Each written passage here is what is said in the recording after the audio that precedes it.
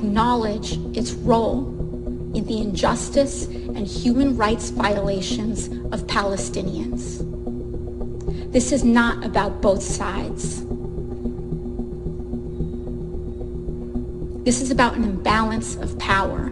If we're scared to stand up to the incarceration of children in Palestine, it's because maybe it'll force us to confront the incarceration of children here on our border.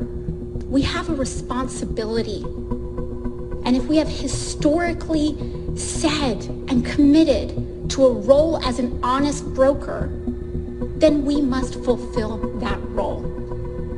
That means we have to be honest with ourselves, with what our aid supports. We have to be honest and ask ourselves questions like why we are using our veto power and the UN Security Council in preventing statements from being released about concerns for this violence alike.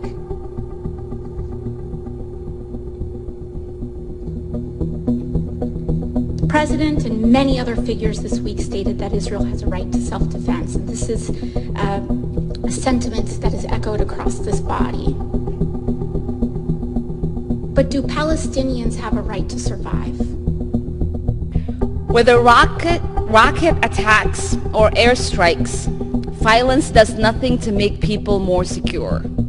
It only furthers the interest of the powerful while costing lives, futures, and families. But we must speak out truthfully and forcefully about the seed of this conflict and about what is happening today. The truth is that this is not a conflict between two states. This is not a civil war.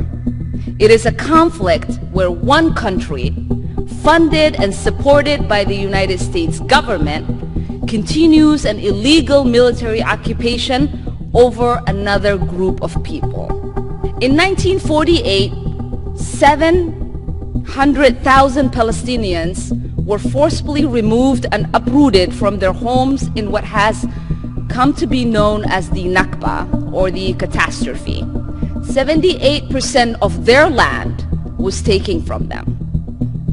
Since then, 5.6 million Palestinians have been continually displaced from their homes in one of the largest and longest lasting refugee crises in human history. We are bearing witness to egregious human rights violations. The pain, trauma, and terror that Palestinians are facing is not just the result of this week's escalation, but the consequence of years of military occupation. In Sheikh Jarrah, the Israeli government is violently dispossessing yet another neighborhood of Palestinian families from homes they have lived in for decades. We cannot stand idly and complicitly by and allow the occupation and oppression of the Palestinian people to continue.